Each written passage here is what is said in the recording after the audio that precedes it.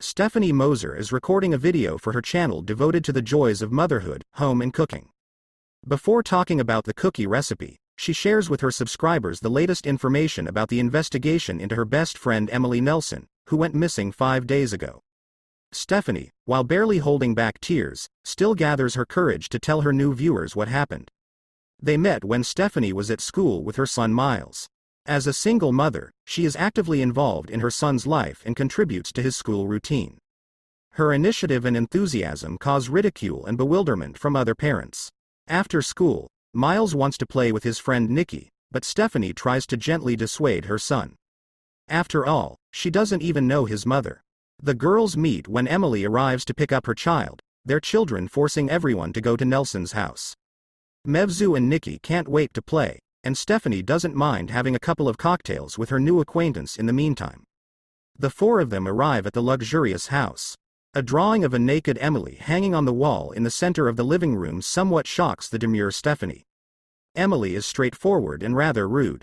She advises her new acquaintance not to apologize or regret anything. Allegedly, these are bad habits for women. She works for a fashion company, a public relations manager. The girl mentions in conversation that she is upset about the useless pastime of her husband, Sean, who could have been a good writer, since he wrote one single but popular book long ago. But instead, both are wasting away all day long, and about their precarious financial situation, as they spend too much. Stephanie shares details of her personal life. She is widowed after her husband and brother were killed in a car accident. Suddenly Sean returns and interrupts their conversation. The guest admiringly observes the couple's painting and later shares her thoughts with Emily. She is brought back to the harsh reality. Despite the pretty picture, they have a lot of problems. Like complete bankruptcy, for example. Stephanie records a video for her channel about friendship and bracelets. She tells us that she has a hard time finding common ground with her moms. Emily asks to pick Nikki up from school, after which they meet in the park. Stephanie takes a picture of her friend, but she immediately demands that the photo be deleted. She does not like having her picture taken without his knowledge. In the evening, they meet again at the Nelsons' house. The martinis do their thing, and the girls decide to share their darkest secrets. Emily talks about a threesome with her husband and his assistant. Well, Stephanie confesses that after her father died, as a young and distraught young woman she slept with her stepbrother Chris. Emily laughs and calls her friend a bruiser Fokker. After a while, Emily asks her friend for a simple request to pick Nikki up from school. She flies to Miami on work business. Stephanie is happy to help, but 2 days later Emily still hasn't heard from her, and she starts sounding the alarm. The girl calls the blonde at work, but doesn't get any clear information. Then Stephanie contacts Sean and tells him what happened. He says he didn't even know about his beloved's trip. The writer returns from London for Nikki the next day, and he and Stephanie talk to the police about Emily's disappearance. Stephanie takes charge of investigating her disappearance. She arrives at Emily's workplace and meets her overbearing designer boss, Dennis Nylon. Afterwards, the girl sneaks into the blonde's office and finds a picture of her with the caption, "Don't lose faith." On her way out of the office, Dennis spots her and threatens her. But Stephanie remembers how bossy her friend used to talk to her boss and uses the same tactic. This forces Dennis to back down. Stephanie uses Emily's picture to make flyers. A few days after Miss Nelson goes missing, a viewer of Stephanie's video blog sends her a message saying that Emily may have been spotted in Michigan driving a white car. Authorities drive by the lake where the car was spotted. And, of course, they fish the car out of the lake, as well as Emily's body. Sean identifies the spouse's body.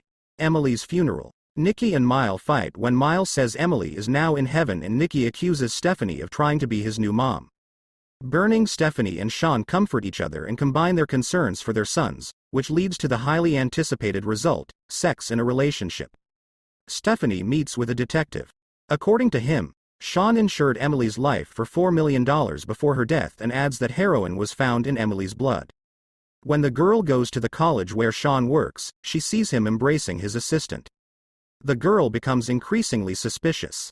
And when her paranoia reaches a breaking point, she can't stand it and asks Sean about the insurance. He claims it was Emily's idea. Stephanie once said that she was living off her husband's insurance. That's why Nelson thought of Nikki in case something happened to either of them. Also, Sean tells the story about the ring Emily wore. It belonged to his mother. But after the lovers got married, the ring disappeared without a trace. On the plane on the way back from London, Emily confesses that she stole it but has no intention of returning it. The newfound wife forces Sean to choose between her and his mother in her favor. Sean convinces Stephanie to move in with him. His lover gets rid of Emily's clothes from her closet to make room for her own things, but after a while she is horrified to find that all of Emily's things have returned to their places. Later, Nicky gives Stephanie an envelope, which he says he told her to give to Emily. Already at home, the girl opens the envelope she has received and finds a picture with her family and Chris, which reads, Brazier Fokker. Emily, who is apparently alive and in hiding, seems upset by the turn of events. She calls Stephanie and rebukes the girl. And the event triggers a flashback in which Stephanie's husband Davis was suspicious of her affairs and questioned Miles' paternity. Davis has a showdown with Chris during a car ride, resulting in an accident that kills them both. Stephanie continues to dig into Emily's case. She takes her nude portrait and gets in touch with artist Diana Holland, who was once in a relationship with the blonde. Diane says the girl in the painting is Claudia, her muse, and says she was a con artist who swindled her out of money after she paid off her student loans and college debts and then disappeared completely. Stephanie reminisces about Michigan, and Diane gives her an old Emily t-shirt from the SCVO Wake summer camp that she treasured. Stephanie, visiting the camp, finds old photo albums of former campers.